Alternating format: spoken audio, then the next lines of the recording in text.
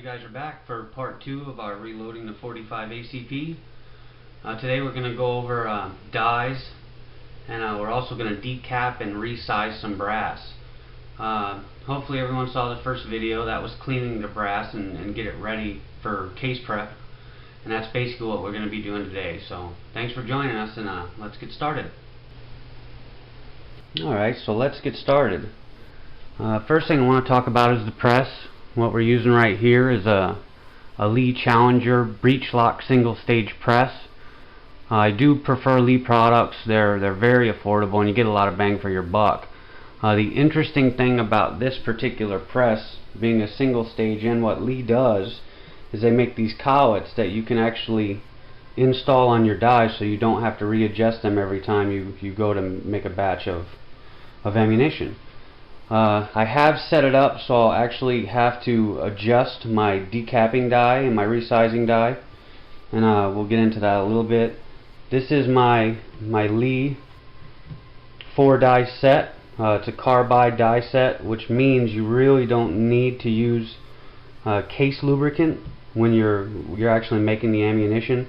In older dies or non-carbide dies, it was a real big issue with cases getting stuck in the die, and it would just become a debacle to get them back out and get your reloading finished.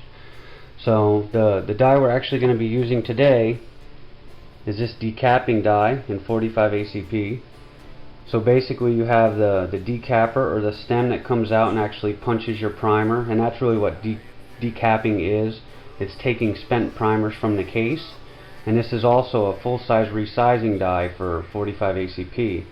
What happens when you reload, or from factory ammunition if you're saving brass, when you actually shoot this ammunition, it deforms somewhat. You can get deformities from extraction. Obviously pressure will bulge the case, and also when you're reloading near the middle of the process, you're actually belling the case to accept the bullet. So what you're trying to do today, we have clean brass, we're trying to get it sized within spec for reloading, as well as taking the spent primers out. Now, one thing you'll see on this press that I'm not going to be using is this little handle right here is a priming die that actually primes the case when you come down. We'll get a good look so you can see what happens there. So when you go on the downstroke, you can actually press in a new primer. I don't use this function on this press. I'm a big fan of actually hand priming. It's just too sensitive of an action to do with this press. I've had some issues when I first got it that it was basically side mounting or having issues getting the primer in the case, and it's just a waste and it's not worth the effort. So we have a couple shells here ready to be loaded. We'll go into installing and adjusting our decapping die, and we'll go from there. Okay, from this point we'll install our decapping die. Hopefully, as you can see right here, we have a number 2 shell holder. That's for the 45 ACP. We already have our collet in place on the press itself, so now we'll install our decapping die and we'll adjust it to work with the brass that we're using. So basically what Lee asks you to do in their instructions is you will extend the press all the way to the utmost position, roll in your die until it touches the shell holder, and at that point where you have that touching, you'll back off 1 full turn.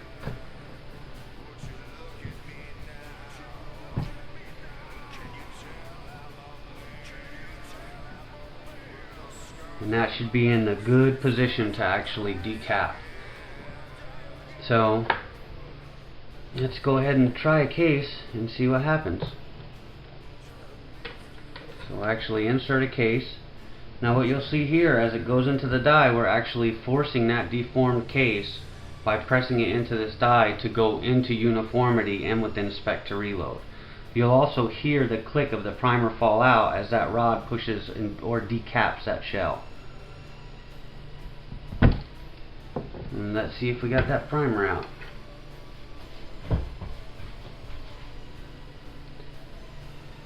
Yep, as you can see, no primer. Now that we have this case deprimed, we can take a good look into that primer pocket, and you can see there's some material in there. That's actually could be corrosion or powder or just residue from the ignition of the primer and the ignition of the powder inside the cartridge. We're going to need to clean that out to ensure we get a nice even seat on our primer when we go to reinstall. I actually use a very simple device to do that. You see right here, this is a primer pocket cleaner, small and large primer pockets.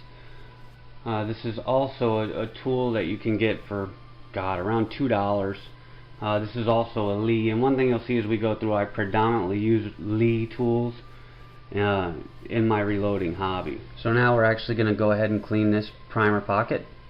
You'll see the tool. This is a large primer pocket, so you just insert it like so and give it a couple twists, and that should leave that primer pocket fairly clean. Just to give us a good indication, you can see the material that we cleaned out right there. And that leaves us with a nice clean primer pocket and a shell ready to be primed. Another important function of what we're doing during this exercise and in this stage in reloading is, as we're going through this resizing die, we want to make sure our cartridges are going to be within spec for 45 ACP. The nominal width of a case is usually 0.476. So this is a shell that we have not done anything to yet. We haven't resized it. So let's take a couple measurements and see where we are. So 0.477. So we know this case is just barely out of spec. Another one to check is case length, which should be 0.898. So we're actually under, so that's fine. One thing that happens is you reload and your brass gets worked. Eventually it will come to the point where it's been stretched and it's too long. It becomes out of spec on length. At that point you will have to trim the brass back before you can really go any further. Luckily, this being only third shot brass, I'm really not going to run into any length issues or have to trim the cases to length. And a lot of times I've seen people that can reload several times before length becomes an issue, especially in handgun calibers. That really happens in rifles a lot quicker than you'll see in handgun calibers. So at this point, let's go ahead and resize it and see what our numbers are. Okay, so we've taken the cartridge that we just measured. We'll run that through the decapping and sizing die. Make sure you get full extension too. Then we'll pull it down and let's check our measurements. Okay, so we know our width was just a tad long on the last measurement before we resized. So let's make sure we're on 0 on our caliper.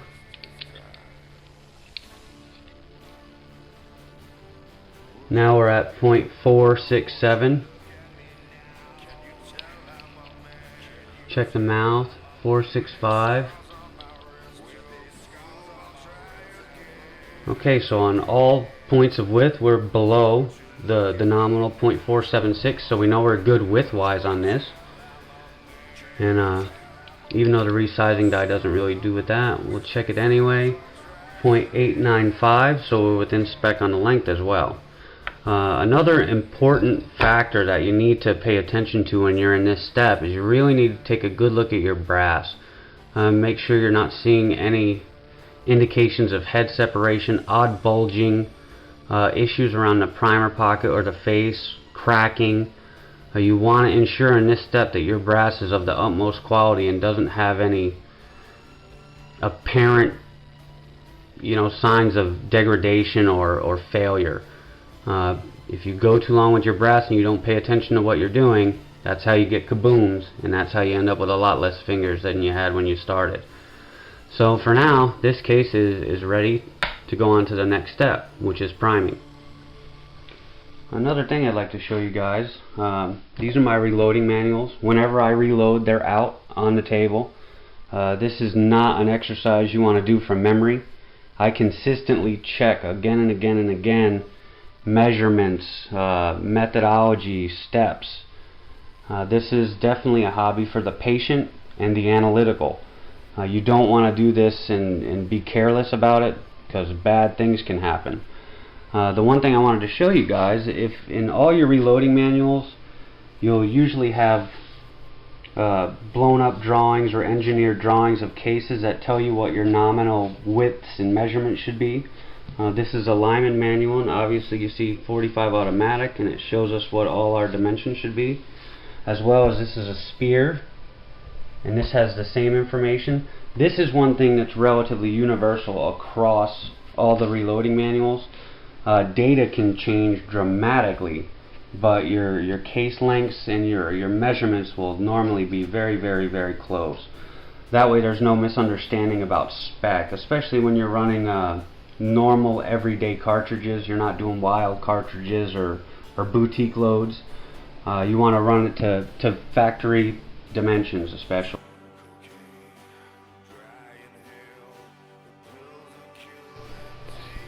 Here's a quick little view of the primer pocket cleaner that I used earlier. I just wanted to give you guys a quick shot of this. I have a couple extra lying around. Note the part number if anyone's looking to buy one of these from Lee. They're very cheap, a couple dollars, and they last forever. Definitely worthwhile investment to ensure you have good quality materials to reload with. Okay, with all that said, I figure let's run through a couple cartridges and get them ready for the next stage, which would be priming. So you insert your case into the shell holder, smooth and full extension up into the die. You'll feel a little bit of tension there when you're doing it. It should not be too much. If there's too much, you have a problem. Your case isn't seating correctly in the die, or something's wrong with the case. Another interesting fact to point out about the Lee die is the actual decapping rod, which punches the primer out. It's held under tension, but if it comes into something that's not movable or won't allow the primer to come out, that decapping pin will actually pop up without damaging the pin. A great handy little thing that Lee does that keeps the die from being damaged if you try and force a case into the die. So there's one. We always want to check it, make sure the primer was taken out, inspect the brass for any issues, do a quick clean of that primer pocket, and that one's ready to go.